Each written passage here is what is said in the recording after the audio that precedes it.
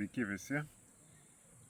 Tai vėl atvažiavo draugė, vėl laukia išvažiavau, tai džiaugiuosi labai. Tai vat, kaip jūs gyvuojat, kaip sekasi, norėjau pasiteirauti.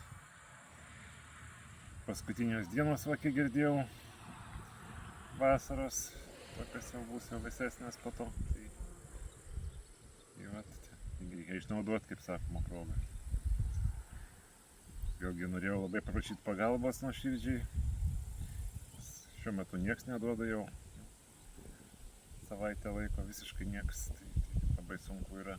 Mokėti už viską reikia. Tai kaip jūs žinot, ir paskolas turiu apmokėti, ir slaugam, ir tai pačiai draugė irgi turiu padėti šiek tiek, nes vis tiek žmogus tuo metu negali dirbti, kai su manim būna. Vėlgi, kaip sakoma, nemokam irgi nieks nebus.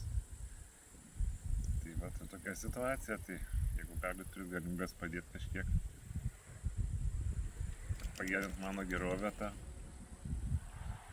būčiau be galo labai dėkingas jums, tiem, kas padėjo, kiek kas galėjo davė anksčiau, tai dėkoju labai nuoširdžiai jums. Va tiek. Ačiū jums ir geros dienos. Sudie.